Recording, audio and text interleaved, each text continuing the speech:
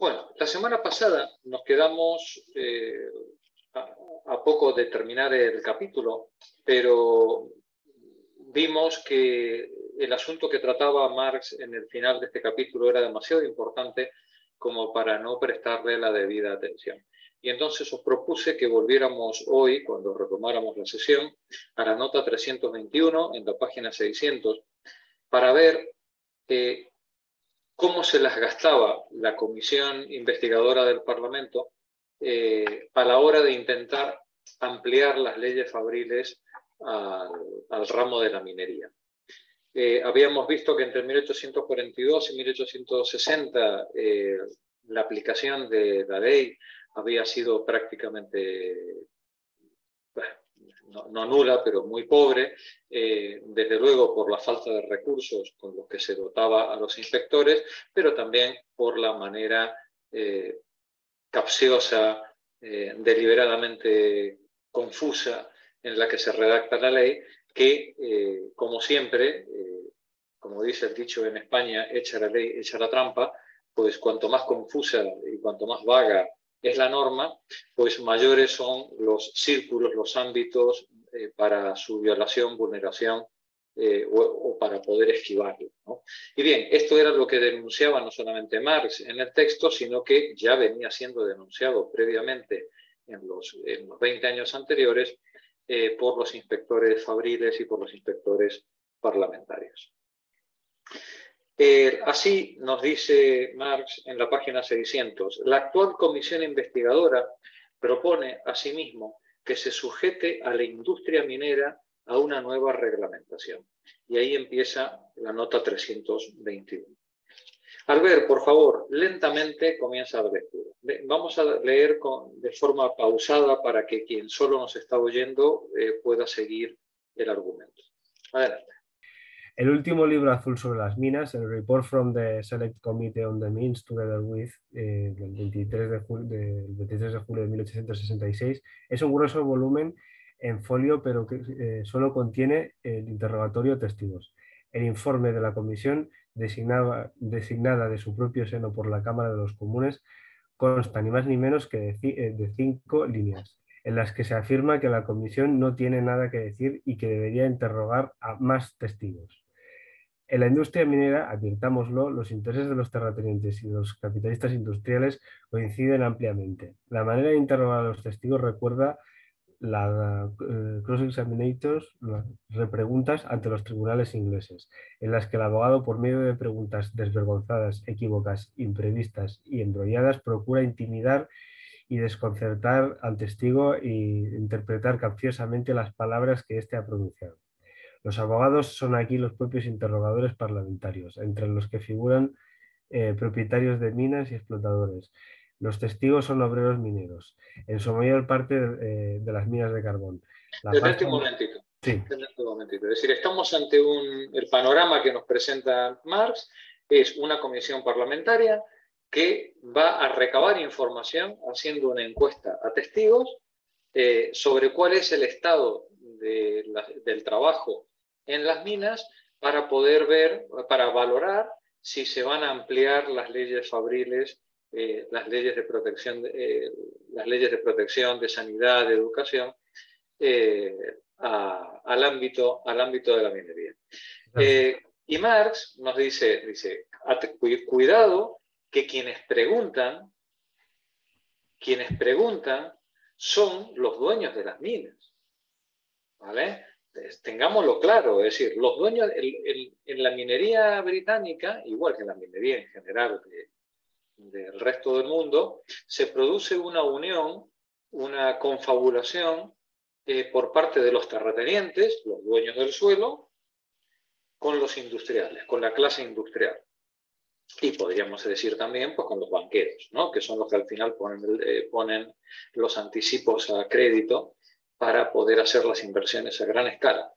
Esta unión de terratenientes e industriales, y añadimos y de capital financiero, comprenderéis que hace que si resulta que son ellos mismos quienes dirigen la investigación y quienes dirigen el interrogatorio a los testigos, pues Bueno, pues evidentemente esas preguntas estarán, bueno, como mínimo dirigidas, por no decir contaminadas, para obtener un resultado que es el que ellos quieren conseguir, que es el de la no aplicación de la ley o una aplicación que les sea una redacción de la ley que les resulte una interpretación lo más favorable de sus intereses. Por supuesto, porque además, ¿quiénes son los testigos? Sí, pues claro, los testigos son los mismos trabajadores de las minas, ¿no?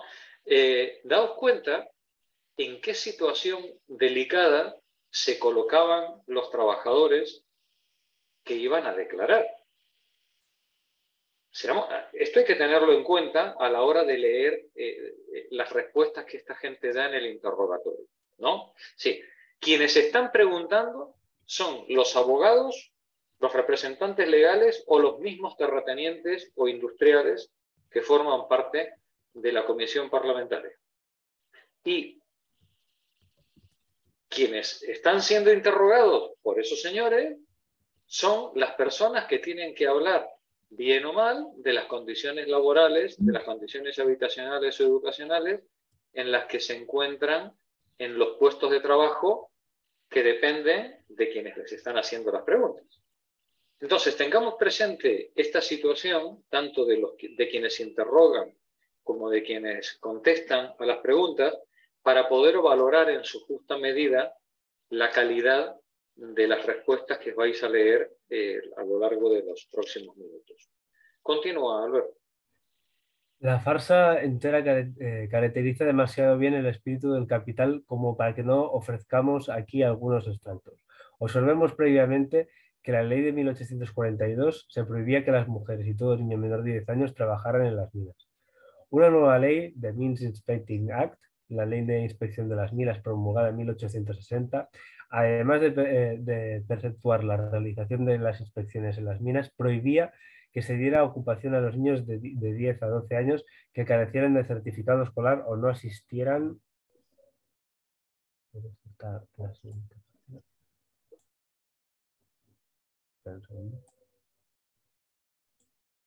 a la escuela, no asistieran a la escuela una determinada cantidad de horas.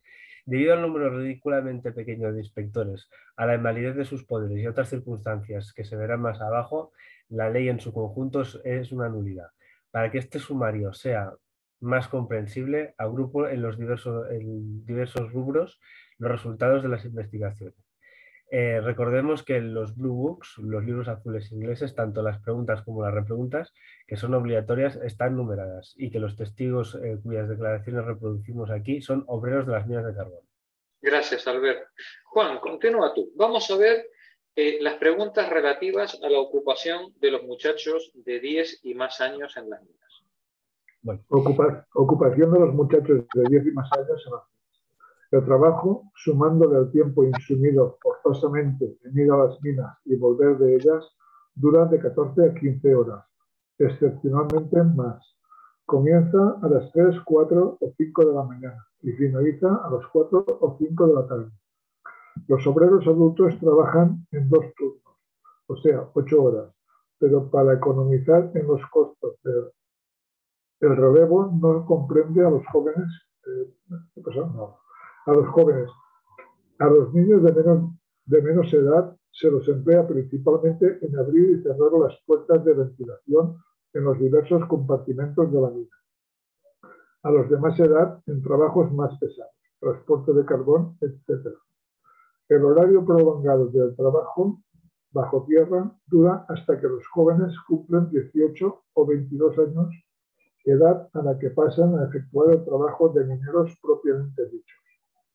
Hoy en día, a los niños y adolescentes se les hace trabajar más ruda y excesivamente que en cualquier periodo anterior. Los mineros exigen casi por unanimidad que una ley del Parlamento prohíba el trabajo en las minas a los menores de 14 años. Y es ahora cuando Hussey Vivian, el mismo un explotador de minas, pregunta: ¿esa exigencia no depende de la mayor o menor pobreza de los padres? Y Mr. Bruce, ¿no sería excesivamente riguroso cuando el padre ha muerto o es un lisiado, etcétera, privado a la familia de este recurso y sin embargo debe imperar una norma general. ¿Ustedes quieren que en todos los casos se prohíba a los niños menores de 14 años que trabajen bajo tierra? Respuesta. En todos los casos, dirían, si se prohibiera el trabajo en las minas antes de los 14 años, los padres no enviarían a los chicos a la fábrica, etcétera. Por regla general, no. Un obrero, al abrir y cerrar las puertas, parece fácil, pero no es un trabajo muy penoso. Aun prescindiendo pero es un trabajo. Aun prescindiendo de la corriente permanente de aire, el muchacho está prisionero exactamente lo mismo que si estuviera en un calabozo oscuro. El burgués diría, el muchacho no puede leer mientras vigila la puerta. Si tiene más luz, pues pregunta. Fijaos qué tremendo, ¿no? La manera capciosa, rebuscada en la que preguntan, ¿no? Dice, bueno, sí, está bien, el muchacho está como en un calabozo, pero no puede leer, ¿no? Mientras tanto. Pues estudiar, sacarse una carrera. Sacarse una carrera. Adelante. En primer lugar, tendría que comprarse las velas. Creo que tengo mala cobertura. Las velas, pero además no se lo permitiría. Él está allí para atender a su trabajo. Tiene un deber que cumplir. Nunca he visto a un muchacho leyendo en la mina. Nunca he visto a un muchacho leyendo en las minas. Aquí tenéis un ejemplo del tipo de pregunta, ¿no? Y cómo pese a la pregunta rebuscada y capciosa que le están haciendo, las respuestas de los trabajadores son coherentes, son terminantes, ¿no? Los niños no deben estar en la mina. No es razonable que los muchachos estén trabajando en esas condiciones. Pero no podría así todo leer si quisiera el muchacho, ¿no? Dice, bueno, pues mire usted, pues va a ser que no, ¿vale? Y además se tendría que comprar la vela, y aunque se la comprara, no le dejarían, ¿vale? Pero da la impresión que los trabajadores no están coaccionados en sus respuestas, ¿no? Porque sean los empresarios los que están preguntando. Están coaccionados, pero tienen tan claro lo que tienen que decir, porque es lo que es. Su posición y lo que se están jugando, que pese a la evidente coacción de tener a los dueños de las minas delante, pues ello no les impide tragar saliva y seguir contestando con firmeza a las preguntas. Recordemos que son mineros los que están contestando, ¿vale? No son doctores de la iglesia, ¿eh? Sí, es gente con recursos muy limitados, hartos de trabajar, y que pese a todo tienen muy claro cuáles son los elementos fundamentales que se están jugando en ese interrogatorio. Continúa la lectura, María, por favor. Educación. Educación. Los mineros exigen una ley que establezca la educación infantil obligatoria como en las fábricas. Declaran que la cláusula de la ley de 1860, que exige un certificado educacional para emplear a muchachos de 10 a 12 años, es puramente ilusoria. El escrupuloso procedimiento que siguen en sus interrogatorios los jueces capitalistas de instrucción se vuelve aquí verdaderamente cómico.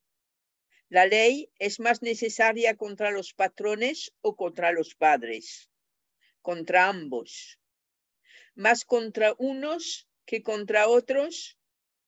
¿Cómo podría contestar esto? Los patrones han mostrado alguna intención de adaptar los horarios de trabajo a la enseñanza escolar. Nunca. Los mineros mejoran posteriormente su educación, en general empeoran, adquieren malas costumbres, se dedican a la bebida y al juego y cosas por el estilo, y se echan a perder totalmente. ¿Por qué no envían a los chicos a escuelas nocturnas? Es el mayor en la mayor parte de los distritos carboneros las mismas no existen, pero lo principal es que están tan extenuados debido al exceso de trabajo que se les cierran los ojos de cansancio. Pero entonces... ¿Veis nuevamente, ¿no?, la forma torticera, ¿no?, en la que se hacen las preguntas, y pese a ello la coherencia de las respuestas que se van dando por parte de los trabajadores, ¿no? Claro. Dice, ¿la ley es más necesaria contra los patrones o contra los padres, ¿no? ¿A quién quieres más, a tu papá o a tu mamá?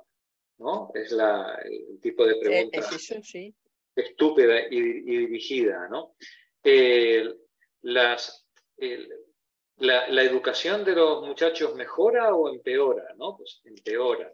¿Y por qué no van a las escuelas? Hombre, ¿y por qué no van a las escuelas nocturnas? Hombre, porque no hay, ¿vale? Escuelas nocturnas. Pero además, aunque las hubiera, después de trabajar 12 o 14 horas, a ver quién es el que va a ir a la escuela nocturna, ¿no? Continúa, Mari. Pero entonces, concluye el burgués, ustedes están contra la educación. De ningún modo, pero, etcétera. Los propietarios de minas, etcétera, cuando emplean niños de 10 a 12 años, no están obligados por la ley de 1860 a exigir certificados escolares. Según la ley, sí, pero los patrones no lo exigen. ¿Dónde sigo yo? ¿El artículo 7 o en la página 604 dice... vale, sí. En su opinión, sí, en su opinión, esa cláusula de la ley no se aplica en general, no se aplica en absoluto. Los obreros de las minas se interesan mucho por el problema de la educación en su gran mayoría. Desean ansiosamente que se aplique la ley en su gran mayoría. ¿Por qué entonces no imponen que se aplique la misma? Más de un obrero procura que se rechace a los muchachos sin certificado escolar, pero se convierte en un hombre señalado. Aquí tenéis lo que hablábamos antes de la coerción, ¿no? Dice, sí. Pero ¿cómo? Entonces, ¿cómo los obreros permiten que entren muchachos sin certificado escolar? ¡Qué barbaridad! Dice el patrón, ¿vale? Sí. Dice el patrón. Y dice quien está respondiendo, oiga, sí se oponen, pero el que se opone se transforma en un hombre señalado. Sí, en la oveja negra, ¿no? No vuelve a trabajar si el patrón puede, ¿no? Adelante. Por su patrón, era ahí, ¿no? Señalado ¿por quién? Por su patrón. Pero usted no creerá que los patrones irían a perseguir a un hombre porque éste acata la ley.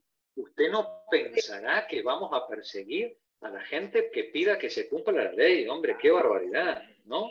Continúa. Creo que lo harían. ¿Por qué los obreros no se niegan a emplear a estos muchachos? No es asunto que se deje en su elección. ¿Exigen ustedes la intervención del Parlamento? Sí. Si se ha de hacer algo efectivo por la educación de los niños de los mineros, tendrá que ser hecho coactivamente por una ley del Parlamento. Esto debería aplicarse a los hijos de todos los obreros de Gran Bretaña o solo a los de los mineros. Estoy aquí para hablar en nombre de los mineros. Fijaos que otra pregunta capciosa, ¿no? Sí. Oiga, pero entonces usted habla en nombre de todos los niños del mundo mundial, ¿y a usted quién le ha dado autoridad? Habría sido la siguiente pregunta, ¿no? Para hablar en nombre de los que no son usted, ¿no? No, mire usted, yo vengo aquí a hablar en nombre de los mineros, que es para quienes estoy comisionado. Pero aparte dejan la... Habla. No, pero aparte dejan la responsabilidad de la aplicación de la ley a los trabajadores. O sea, Claro, cuando la claro, pregunta eso, no pregunta, no se claro. lo pregunta a quién debería Fíjate, respetarla o hacerla valer, sino a quién y supuestamente la ley protege, ¿no? Claro, claro, claro. ¿Cómo usted, trabajador, utiliza niños en la mina? Oiga, que yo no soy el que les contrata, ¿no? la sutileza, la sutileza de acusar a los mineros de pedir un privilegio. De pedir un privilegio, claro. Porque, claro, o sea, porque esta norma se tiene que aplicar con carácter especial y no con carácter general. Claro, Claro. claro. ¿Y por qué solamente, por qué a usted y no al resto de los niños de Gran Aunque Bretaña? fíjate un segundo, la hipocresía, que un par de líneas antes dice, hombre, pero no vamos a aplicar una ley general y abstracta para todos los casos. Tú imagínate que hay alguien que necesita que su hijo de 10 años trabaje. Estaríamos perjudicando a la familia. Es decir, siempre utilizan el argumento ventajista que les viene bien sin ningún tipo de coherencia, Así es. lógica ni nada. O sea, Así es. Por eso decía Marx que claramente la manera en la que se formulan las preguntas tiene por finalidad confundir, amedrentar al testigo, ¿no? Y que bueno, pues que sumirle en la contradicción para devaluar su respuesta, ¿no? Termina el párrafo, María. ¿Por qué diferenciar de los demás a los niños mineros? ¿Por qué son una excepción a la regla? ¿En qué aspecto? En el físico. ¿Por qué la educación habría de ser más valiosa para ellos que para los muchachos de otras clases? Yo no digo que sea más valiosa para ellos, sino que tienen menos posibilidades a raíz de su trabajo excesivo en las minas, de recibir educación en escuelas diurnas y dominicales. No es cierto que es imposible, no es cierto que es imposible tratar de una manera absoluta los problemas de esta índole. ¿Hay suficientes escuelas en los distritos? No. Si el Estado exigiera que se enviase a la escuela a todos los niños, ¿de dónde habría que salir entonces las escuelas para todos estos chicos? Oh, qué tremendo, ¿no? Qué tremendo. La ley dice que hay que escolarizar a los niños, ¿vale? Los niños de los mineros no están escolarizados.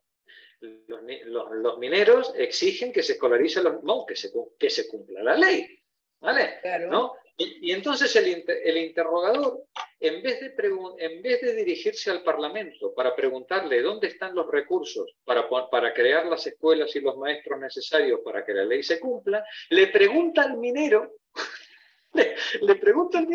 de dónde van a sacar tantas escuelas para educar a los niños. ¿Vale? Continúa. Creo que no bien las circunstancias lo impongan, las escuelas surgirán por sí mismas. La gran mayoría, no solo de los niños, sino también de los mineros adultos, no sabe leer ni escribir. Gracias, María. Julián, vamos a ver el punto 3, trabajo femenino. Desde 1842 ya no se utiliza bajo tierra a las obreras, pero sí sobre la superficie para cargar carbón, etc. Arrastrar las cubas hasta los canales o hasta los vagones del ferrocarril, desclarificar, clasificar el carbón, etc. Su número ha aumentado muy considerablemente en los últimos 3 o 4 años. En su mayor parte son esposas, hijas o viudas de mineros y sus edades oscilan entre los 12 y los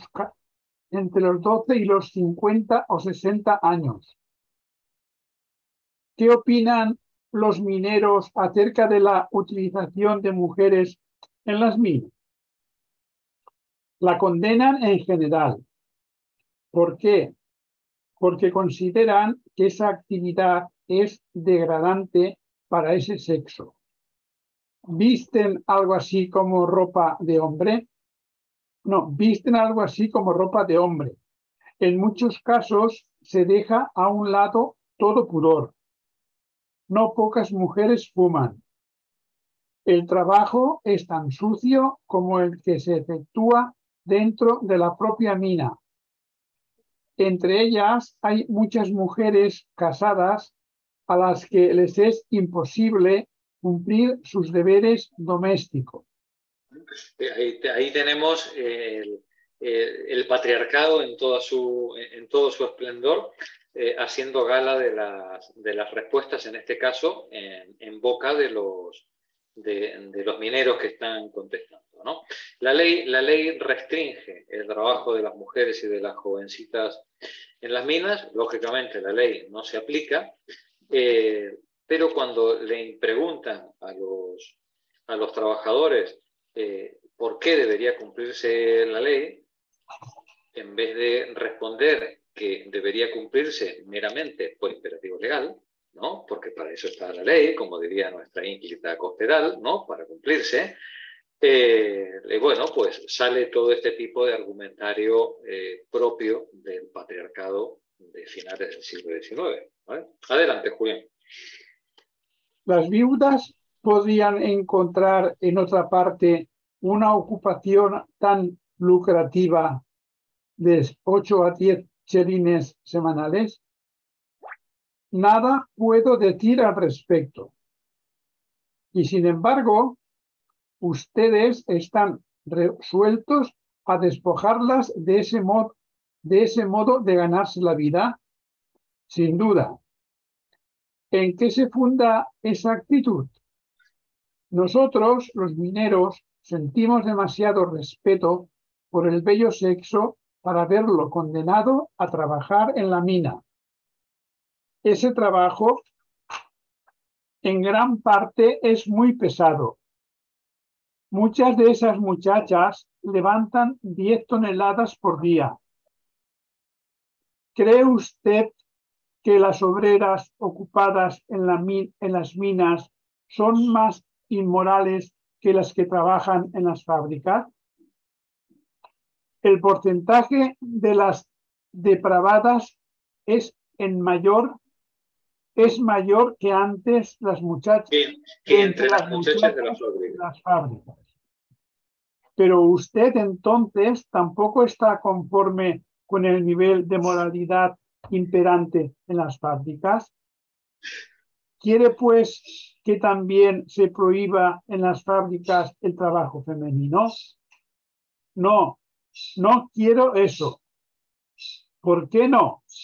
Porque es una ocupación más honorable y adecuada para el sexo femenino. Sin embargo, ¿es nociva para la moral de las mujeres, según dice usted? No, mucho menos que el trabajo en la mina. Además, yo no hablo solo de razones morales, sino también de razones físicas y sociales. Y ahora es cuando el pobre hombre que está contestando se centra en el asunto, ¿no? Dice, bueno, ya me has enredado en las cuestiones morales suficientes. Vamos a hablar de las cuestiones físicas y sociales. Adelante. La degradación social de las muchachas es deplorable y extrema.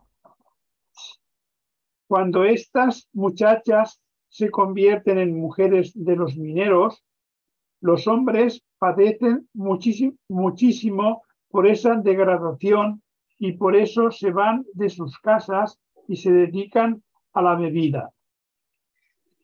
Pero no ocurrirá lo mismo con las mujeres que trabajan en los establecimientos siderúrgicos. No estoy en condiciones de hablar de otros ramos industriales. Pero ¿qué diferencia existe entonces entre las mujeres que trabajan en los establecimientos siderúrgicos y las que lo hacen en las minas?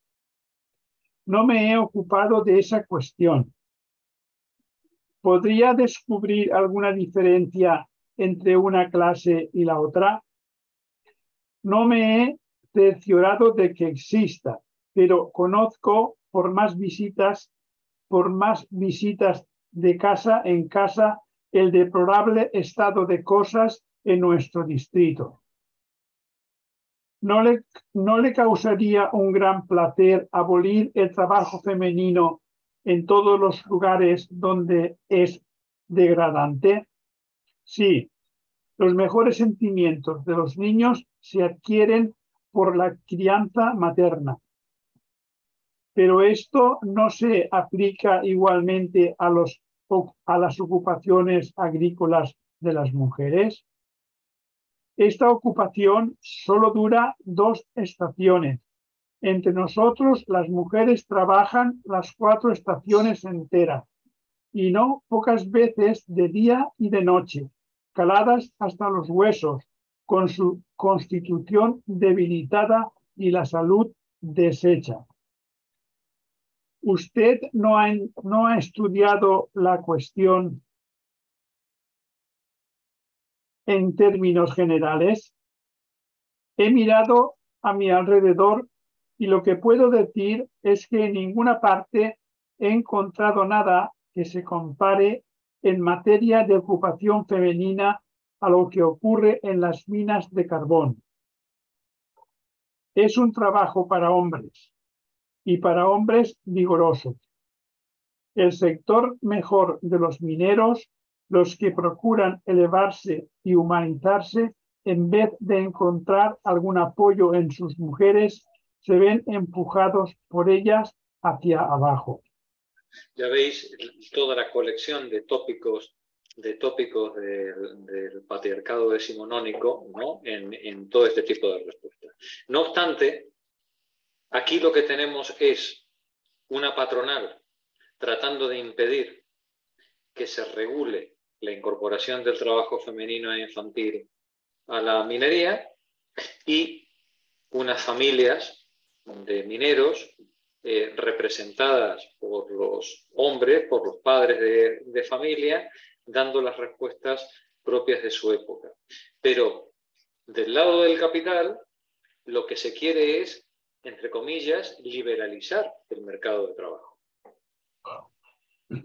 Mientras que por el lado de los padres de familia, lo que se quiere es restringir el mercado de trabajo para poder aumentar, entre comillas, la cotización del trabajo de los mineros, que tiene que competir con los salarios devaluados de los niños y de las mujeres. Esto es lo que se está jugando detrás. Todo el argumentario de tipo moral son balones fuera o jugar por el borde de la cancha para ver cómo llegar al resultado final. Unos, restringir el trabajo femenino e infantil, de acuerdo a lo que marca la ley, y los otros, entre comillas, liberalizarlo para poder extender el campo de explotación de la clase trabajadora a esas mujeres y niños. Continúa, por favor, Julián. Después de que los burgueses siguieran lanzando preguntas a diestra y siniestra, finalmente sale a la luz el misterio de su compasión por las viudas, las pobres familias, etc. El propietario de la mina de carbón designa a ciertos caballeros como capataces y la política de los mismos para ganarse la aprobación del empresario consiste en hacer la misma economía, la máxima economía posible. A las muchachas se les paga a razón de 1 chelín y 6 peniques por día, mientras que un hombre tendría que cobrar 2 chelines y 6 peniques. Es decir, al final, toda esta cuestión pasa porque el trabajo femenino e infantil es más barato, cuesta la mitad o la tercera parte que el trabajo de los hombres. Sí, por eso los patrones se revuelven como gatos panza arriba cuando se intenta restringir la entrada de niños y mujeres en la fábrica, y por eso los hombres intentan impedir esa entrada de las mujeres y los niños en la fábrica. Continuamos con la lectura en el punto 4. Jurados de autopsias. Jorge, a esos hombres que hablaron los liquidan después, ¿eh? Bueno, claro, imagínate, quienes dieron la cara en estos interrogatorios lo tenían muy difícil luego, claro, evidentemente. Sí, no, siempre hay hombres valientes así. Yo vi hombres y mujeres valientes así en Nicaragua, pero la pasan muy mal después, ¿eh? Muy mal. A veces los matan, ¿eh? Sí. Así es. Esta gente se jugaba el puesto de trabajo y a veces la vida también. Sí. Y le debemos mucho a esa gente, ¿no te parece?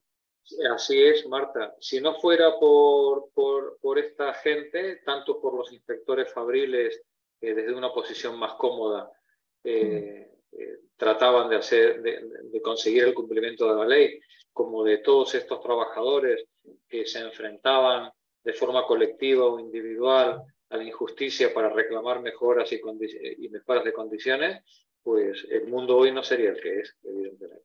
Sí, eso hay que tenerlo presente, ¿no?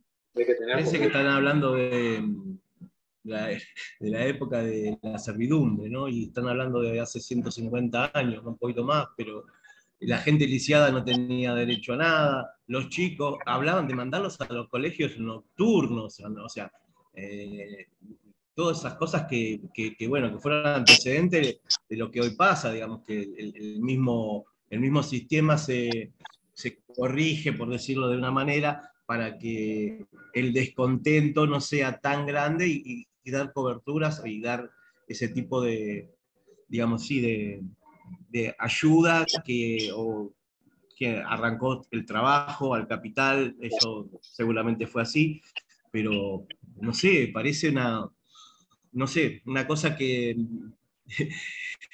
viéndolo desde acá, desde Argentina, que es un país periférico, a nosotros nuestros próceres nos hablaban de Gran Bretaña, y bueno, ahora estamos enterando de que las barbaridades con las que el capitalismo, digamos, se capitalizó, porque en realidad estamos hablando del principio, ¿no? Así es. ¿A base de qué, no? Así es. De todos modos, cuando tú decías antes este tipo de cosas que ocurrieron hace 150 años, el problema no es que ocurrieran hace 150 años. El problema es que ocurrieran hace 100, hace 50 y siguen ocurriendo ahora, ¿no? Eso es lo grave. Para que la lectura no sea tan amarga, os recomiendo, os doy la recomendación cinematográfica del día, ¿vale? ¿De qué? La sal de la tierra, de Biberman, 1954. ¿Vale? Luego, si queréis, os cuelgo el enlace. Está disponible en internet, pero si no tenéis para descargarla, os la pongo. Es una obra de arte mayúscula. Muy buena. Sí, ponela, Jorge, por favor. Os va a encantar, porque aparte de la dureza, es una película muy dura, sí, es una película muy dura, pero de una gran belleza, y además como trata de hechos reales, con una gran lección moral y política detrás, ¿no? Si la veis, incluso y una gran historia detrás de cómo se... La historia del rodaje. La historia de cómo se mantuvo la copia, vamos, porque estuvo a punto de ser destruida. Sí. La historia de la película... Se boicoteó el rodaje y se boicoteó el mantenimiento de las copias, sí, efectivamente. Sí. El capital hizo todo lo posible por liquidar esa película. Sí. Así que creo que no hay mejor recompensa para ellos que la veamos y que la disfrutemos una y otra vez. Incluso ahora está en el museo Smithsonian, creo que como una de esas patrimonio de la cultura norteamericana y demás. O sea, sí, forma parte del archivo del Congreso norteamericano y es una de las películas históricas, ¿no? Incluso en la película esta, Las sufragistas, ¿no? Como la protagonista pierde todo, o sea, pierde su familia, pierde el trabajo, pierde a los vecinos, pierde todo, digamos, y es una película del principio del siglo XX, digamos, cómo terminó siendo una paria. A mí me da pena eso, cuando el marido vende a su hijo, porque lo vende, ¿no? Y ella lo visitaba por la ventana, lo saludaba en medio de la lluvia, y estamos hablando que son 50 años más que todo esto que está describiendo Marx, ¿no? Claro. Terrible. Refrescando el nombre de la película, porque es que no lo he pillado bien el nombre. La sal de la tierra. Ah, vale. La sal de la Pero tierra. hay dos películas con el mismo nombre, las dos muy buenas, pero la que nos interesa es la de 1954, el director es Lieberman. Ok, queda claro. Punto. También hay una película que refleja bastante el ambiente de las minas de esta época, es El Germinal. Bueno, sí, claro. Los que no lo han visto, yo creo que es una buena... Esa sí que la vi, muy buena, muy es buena. una buena película. No obstante, te aseguro que La sal de la tierra juega en otra liga. Ah, sí, no, es que yo he visto las dos. Ah. La sal de la tierra sí que la he visto. El Germinal lo he visto 2 veces, o 3, no sé. Muy bien. Bueno, continuamos con la lectura. Jurados de autopsias. Está por ahí, que no la veo. Sí, Elena, por favor. Jurados de autopsias. A ver. En lo que respecta a las investigaciones del forense en los distritos de usted, ¿los obreros están conformes con el procedimiento judicial que se aplica cuando ocurren accidentes? No, no lo están. ¿Por qué no? Ante todo, porque la gente que se elige para los jurados no sabe absolutamente nada de minas. Nunca se convoca a obreros, salvo como testigos. En general se designa a los tenderos de la vecindad que están bajo la influencia de los propietarios de las minas, sus clientes, y que ni siquiera comprenden los términos técnicos empleados por los testigos. Nosotros exigimos que los mineros formen parte del jurado. Término medio. El dictamen está en contradicción con lo declarado por los testigos. Fijaos qué tremendo, ¿no? Es decir, dice, vamos a hacer un juicio porque ha muerto una persona o ha habido un accidente, ¿no? Y el juicio tiene que tener un jurado. ¿A quién se llama como jurado? Pues a los tenderos y a todos los clientes de los terratenientes y de los mineros en el pueblo. A los mineros solo se los llama como testigos. Vais a ver ahora la pregunta que viene detrás. Adelante, Elena. Pero los jurados no deben ser imparciales, sí. ¿Los obreros lo serían? No veo ningún motivo para que no fueran imparciales. Tienen un buen conocimiento de causa. ¿Pero no tendrían una tendencia a emitir fallos injustamente severos en interés de los obreros? No, no lo creo. Como si los jurados nombrados por los terratenientes fueran imparciales, ¿sabes?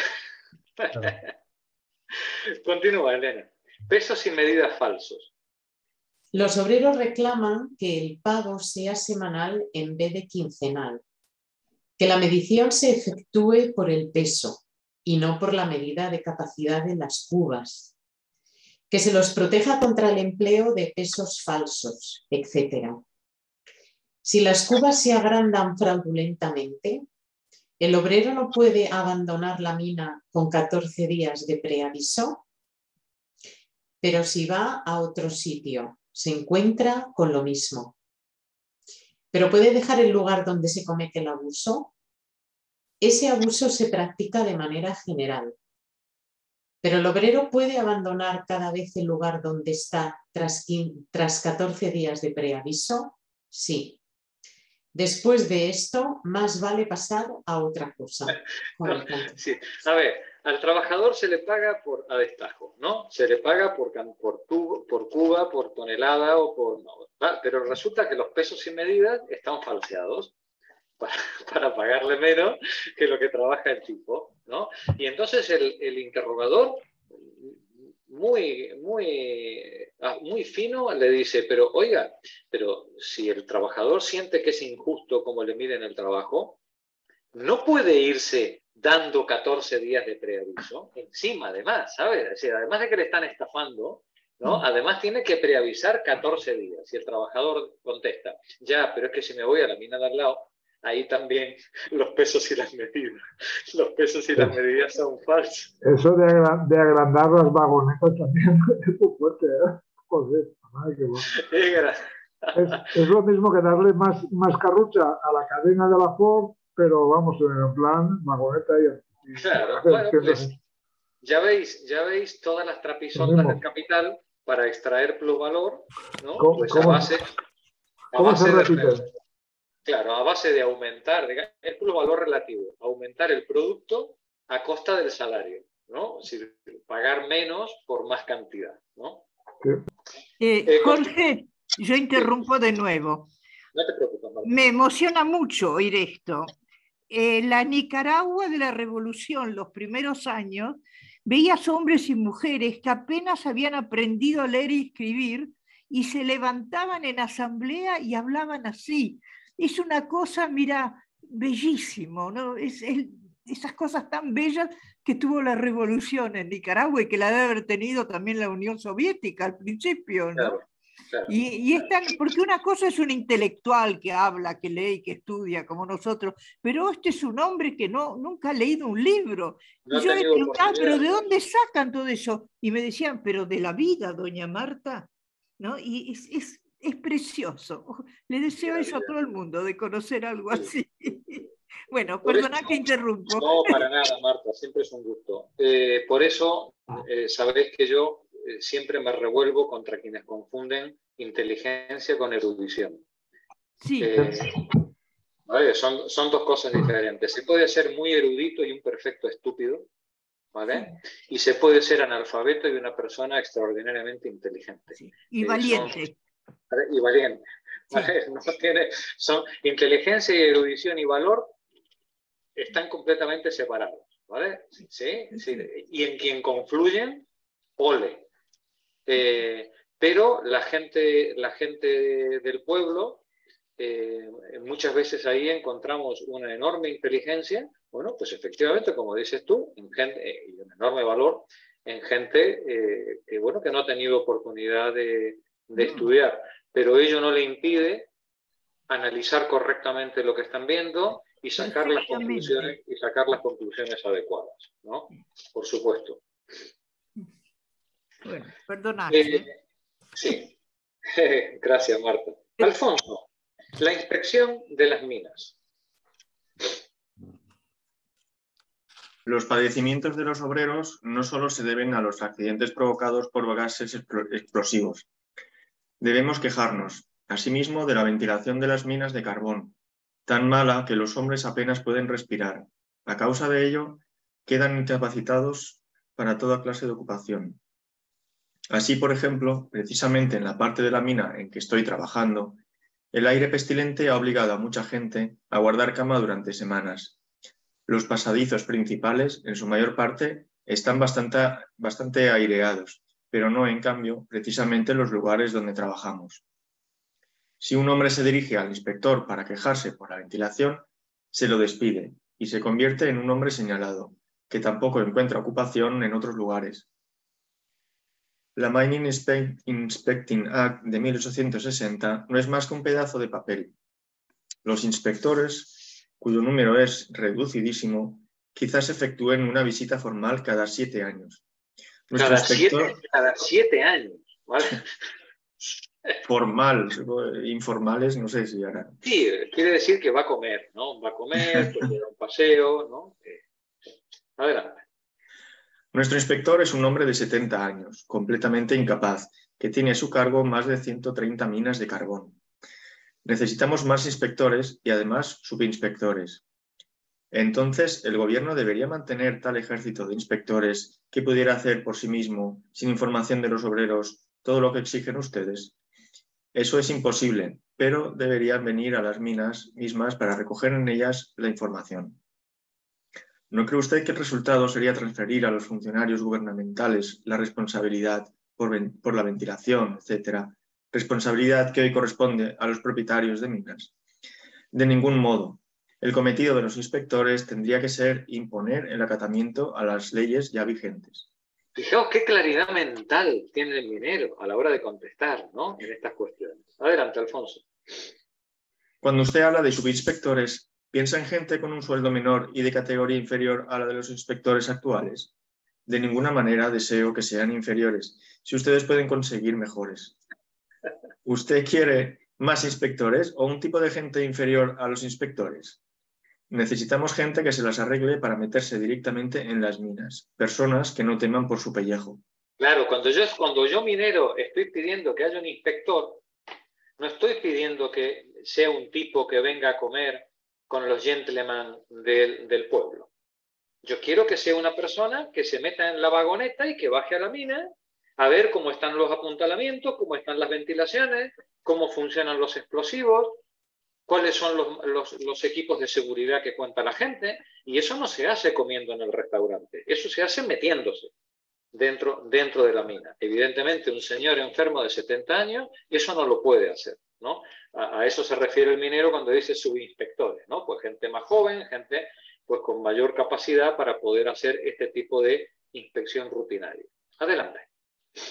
Si se cumpliera su deseo de que se designen inspectores de un tipo inferior, ¿la falta de capacidad de estos no resultaría peligrosa, etcétera? No, es asunto del gobierno designar personas aptas. Al final, este género de interrogatorio resultó demasiado absurdo incluso para el presidente de la comisión investigadora. Lo que ustedes quieren, interrumpió, es gente práctica que observe lo que pasa en las minas mismas e informe al inspector, que luego podrá emplear su ciencia superior. La ventilación de todas esas viejas minas no aumentaría mucho los costos. Sí, ahí va la cuestión, ¿no? Es decir, mejorar la ventilación de esas minas no aumentaría mucho los costos. Adelante. Sí, probablemente los costos aumentarían, pero se protegería la vida humana. Un minero del carbón protesta contra la sección 17ª de la ley de 1860. Actualmente, cuando el inspector de minas encuentra que una parte de la mina no está en condiciones de que se trabaje en ella, debe elevar un informe al propietario y al ministro del Interior. Después de ello, se le conceden 20 días al propietario para que reflexione. Al término de los 20 días, puede negarse a efectuar cualquier modificación. Pero si se niega, tiene que escribirle al ministro y proponerle 5 ingenieros de minas, entre los cuales el ministro debe elegir los árbitros. Sostenemos que, en este caso, el propietario de minas virtualmente designa a sus propios jueces. Interrogador burgués, propietario de minas, el mismo. Esta es una objeción puramente especulativa. Le dice el minero, oiga, que la ley dice que si usted tiene algún problema en una inspección, el propietario de la mina puede proponer un grupo de ingenieros para que entre ellos se elija al árbitro, ¿no? Y entonces el propietario de la mina protesta, ¿no? Pero es que si esto no se hace así, ¡qué barbaridad! ¿Usted está sugiriendo que esos inspectores, que esos jueces que hemos nombrado son parciales? Hombre, si los ha elegido usted, ¿cómo no van a ser parciales? Adelante, Alfonso. No, es kafkiano. Entonces, ¿usted tiene una opinión muy pobre acerca de la integridad de los ingenieros de minas? Digo que eso es muy injusto y poco equitativo. Los ingenieros de minas no poseen una especie de carácter público que pone sus decisiones por encima de esa parcialidad temida por usted. Prefiero no contestar preguntas sobre el carácter personal de esa gente. Tengo la convicción de que actúan, en muchos casos, de manera muy parcial, y creo que allí donde estén en juego vidas humanas habría que despojarlos de esa facultad. El mismo burgués tiene la desvergüenza de preguntar: ¿no cree usted que también los propietarios de minas sufren pérdidas con las explosiones? Por último, ¿no pueden ustedes los obreros salvaguardar sus propios intereses sin recurrir a la ayuda del gobierno? No. En 1865 existían en Gran Bretaña 3.200 minas y 12 inspectores. Hasta un propietario de minas de Yorkshire calcula que, prescindiendo de esas actividades puramente burocráticas de los inspectores que les absorben todo su tiempo, cada mina solo podría ser visitada una vez en 10 años. Nada de extraño, pues, que en los últimos años, sobre todo en 1866 y 67, las catástrofes hayan aumentado progresivamente en número y magnitud, a veces con el sacrificio de 200 a 300 obreros. He aquí las bellezas de la libre producción capitalista. Y lee, por favor, la nota A que tenemos abajo. Por defectuosa. Por defectuosa que sea, la ley de 1872 es, en todo caso, la primera que reglamenta el horario de trabajo de los niños ocupados en las minas y que, en cierta medida, hace responsables de los llamados accidentes a los explotadores y propietarios de minas.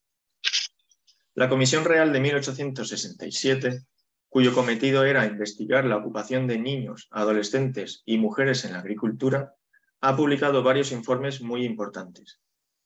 Se han efectuado diversos intentos de aplicar a la agricultura, en forma modificada, los principios de la legislación fabril, pero hasta el presente todas estas tentativas han fracasado de manera rotunda. No obstante, sobre lo que quiero llamar aquí la atención es sobre el hecho de que existe una tendencia irresistible a la aplicación general de esos principios. Gracias, Alfonso. Bueno, y aquí acaba esta larga nota con respecto al intento de aplicación de las leyes fabriles a la minería, que creía yo que era importante y espero que os haya resultado interesante e iluminadora sobre cómo se las gastaban en esa época a la hora de legislar y contralegislar. Jorge. Vamos a la página 610. Párrafo 10, gran industria y agricultura. Pepa, por favor, adelante. Creo que empezabais solo más adelante, ¿no? Solo más adelante, sí. Vale, solo más adelante podremos exponer la revolución que la gran industria provoca en la agricultura, así como en las relaciones sociales de sus agentes productivos. Aquí bastará con que indiquemos brevemente y por anticipado algunos de los resultados.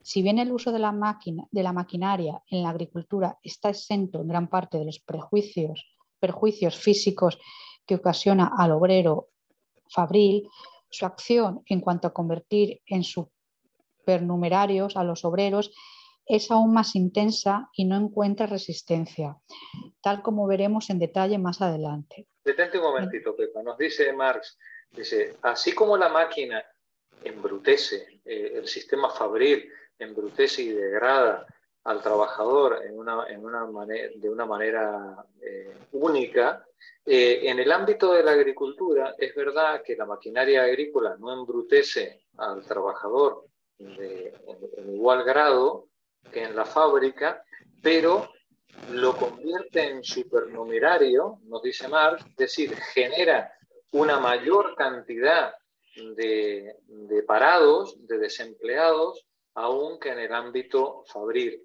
Una máquina de trillar o una máquina de segar se lleva por delante los trabajos de una cantidad innumerable de seres humanos, ¿no? Por tanto, la aparición, la implantación de la maquinaria, de la gran maquinaria en el campo, tiene también unos efectos perversos y destructores de la vida humana. Continúa, Pepa. El micro, por favor. En los condados de Cambridge y Suffolk... En los condados de Cambridge y Suffolk, a modo de ejemplo, el área cultivada se ha ampliado muy considerablemente en los últimos 20 años, mientras que la población rural, en el mismo periodo, no solo decreció relativamente, sino en términos absolutos. En los Estados Unidos de Norteamérica, las máquinas agrícolas, por el momento, solo sustituyen virtualmente a los obreros, es decir, permiten que el productor cultive una superficie mayor, pero sin desalojar efectivamente a los obreros ocupados.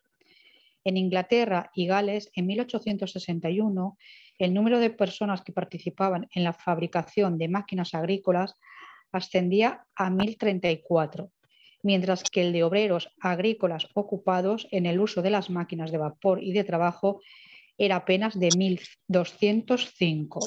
Es decir, la maquinaria puede sustituir realmente a trabajadores que son despedidos y son expulsados del campo, o puede suplirlos virtualmente, como es el caso de los lugares despoblados, como eran las grandes llanuras norteamericanas, donde no había mano de obra para contratar, y la maquinaria venía a reemplazar esos obreros inexistentes que no estaban presentes en el campo. Gracias, Pepa.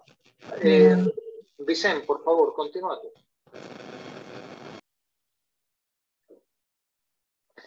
Es en la esfera de la agricultura.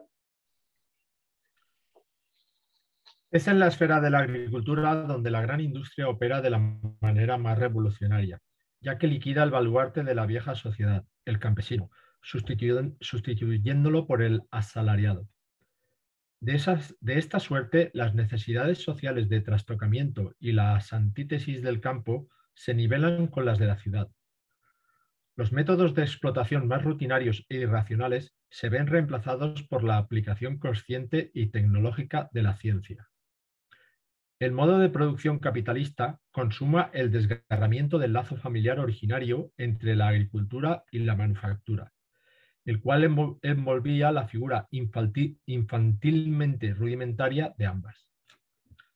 Pero al propio tiempo crea los supuestos materiales de una síntesis nueva, superior, esto es, de la unión entre la agricultura y la industria sobre la base de sus figuras desarrolladas de manera antitética.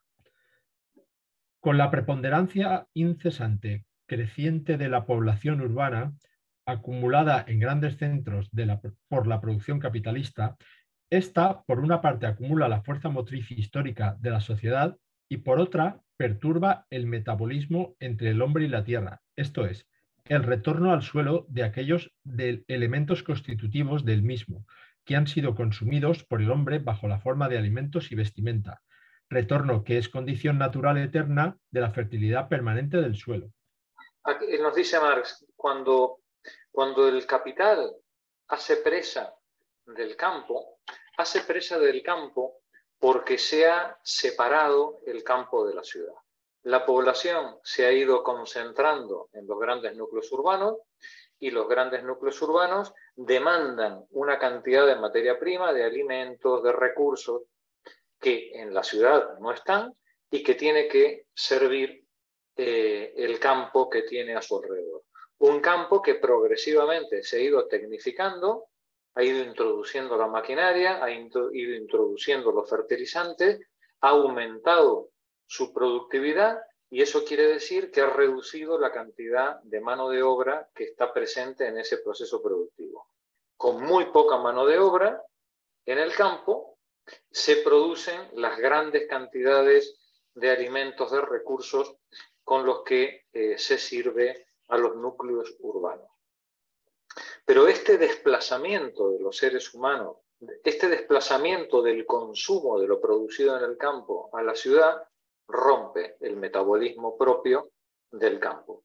El campo producía en época feudal los recursos que necesitaba para mantener a la población que tenía sobre él, y esa población que tenía sobre él generaba los recursos, los detritos, los restos, que una vez consumidos esos productos retornaban otra vez al medio natural. Con la ruptura metabólica que se produce con esta separación del campo y de la ciudad, los residuos quedan todos amontonados en la ciudad y el campo queda esquilmado de sus recursos naturales y productivos. Con lo cual, el capital ahora se enfrenta a un doble problema. No solamente tiene que producir, sino que tiene que reproducir las condiciones de explotación para que el campo pueda seguir sirviendo una y otra vez su producción en un medio que año tras año es absolutamente depauperado, esquilmado, ¿no? de todos sus nutrientes. Dice el autor, con la preponderancia incesantemente creciente de la población urbana acumulada en grandes centros de la producción por la producción capitalista, esta, por una parte, acumula la fuerza motriz histórica de la sociedad, se concentra en los centros urbanos, y por otra perturba el metabolismo entre el hombre y la tierra, esto es, el retorno al suelo de aquellos elementos constitutivos del mismo que han sido consumidos por el hombre bajo la forma de alimentos y vestimenta, retorno que es condición natural eterna de la fertilidad permanente del suelo. Continúa, Vicente.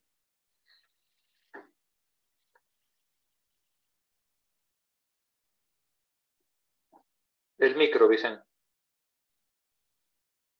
Con ello destruye. Decía que eso, lo que dice aquí es la teoría Gaia, ya va en la letra, es decir, tomar la Tierra como un solo organismo. Como un solo organismo, efectivamente. Bien, con ello destruye al mismo tiempo la salud física de los obreros urbanos y la vida intelectual de los trabajadores rurales. Pero a la vez, mediante la destrucción de las circunstancias de ese metabolismo, circunstancias surgidas de manera puramente natural, la producción capitalista obliga a reconstruirlo sistemáticamente como ley reguladora de la producción social y bajo una forma adecuada al desarrollo pleno del hombre. Gracias, Vicente. Termina Elena el capítulo. En la agricultura,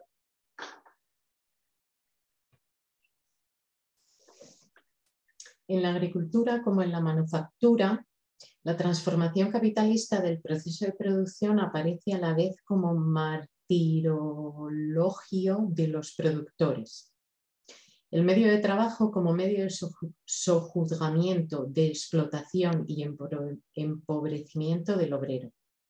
La combinación social de los procesos laborales como opresión organizada de su vitalidad, libertad e independencia individuales. Detente un momento. Nos dice, en la agricultura, igual que en la manufactura, la transformación del proceso de producción, que debería servir para reducir el tiempo de trabajo, aparece como un martirologio de los productores, como un sometimiento al martirio, un catálogo de barbarie, de martirio para los productores. El medio de trabajo, que tenía que ser lo que permitiera al obrero desarrollar sus capacidades individuales, se transforma en el medio de sojuzgamiento, de explotación y empobrecimiento del obrero. Y la combinación social de los procesos laborales, que tenía que redundar en un aumento de la productividad, disminuyendo el tiempo de trabajo y la libertad de las personas, se transforma en la opresión organizada de su vitalidad, de su libertad e independencia individuales. Adelante, Elena. La dispersión de los obreros rurales en grandes extensiones quebranta al mismo tiempo su capacidad de resistencia, mientras que la concentración aumenta la de los obreros urbanos. Al igual que en la industria urbana, la fuerza productiva acrecentada y la mayor movilización del trabajo en la agricultura moderna se obtienen devastando y extenuando la fuerza de trabajo misma. Y todo progreso de la agricultura capitalista no es solo un progreso en el arte de esquilmar al obrero, sino a la vez en el arte de esquilmar el suelo. Todo avance en el acrecentamiento de la fertilidad de este durante un lapso dado, un avance en el agotamiento de las fuentes duraderas de esa fertilidad. Este párrafo es tremendo, ¿no? Dice, igual que en la industria urbana, la fuerza productiva acrecentada se obtiene devastando y extenuando la fuerza de trabajo misma, ¿no? Es tremendo, ¿no? El párrafo dice, todo progreso de la agricultura capitalista es el progreso en el arte de esquilmar al obrero y en el arte de esquilmar al suelo. Todo avance en el acrecentamiento de la fertilidad es un avance en el agotamiento de las fuentes duraderas de esa fertilidad. Termina el párrafo. Este proceso de destrucción es tanto más rápido cuanto más tome un país. Es el caso de los Estados Unidos de Norteamérica, por ejemplo, a la gran industria como punto de partida y fundamento de su desarrollo. La producción capitalista, por consiguiente, no desarrolla la técnica y la combinación del proceso social de producción, sino socavando al mismo tiempo los dos manantiales de toda riqueza, la tierra y el trabajador. Tremendo final de capítulo, como siempre. La producción capitalista desarrolla la técnica socavando al mismo tiempo los dos manantiales, las dos fuentes de toda riqueza, la tierra y el trabajador. Bueno, espero que este larguísimo capítulo 13 os haya llenado de preguntas y os haya removido profundamente, porque aquí acaba buena parte del aparato teórico que nos está presentando Marx para poder evaluar la situación del capital. A partir de ahora comienza la sección quinta, en la siguiente página, con el capítulo 14, que es el plusvalor absoluto y relativo. Y ahora vamos a tener desde aquí los siguientes 6 capítulos. Marx va a hacer un tremendo resumen y recombinación de todos los conceptos aprendidos y nos va a poner al capital como si estuviéramos ante un escaparate lleno de tubos halógenos, enfocando y viendo cada uno de los elementos que lo constituyen con toda precisión. Los capítulos que vienen en adelante son tremendos, pero son tremendos por la manera en la que el autor va a unir todo lo que hemos aprendido hasta ahora en una visión completa y compacta, perfectamente articulada de las tripas, la estructura del capital. Así que, compañeras, a vuelta del puente, el jueves que viene, capítulo 14, sección quinta, la producción del plusvalor absoluto y relativo, vistos en forma conjunta. Buena semana, cuidaos mucho. Elena, la invitación está en pie. ¿Vale? Pasadlo bien, cuidaos mucho. Bona nit. Bona nit a tots i totes. Vinga. Hasta luego. Chao.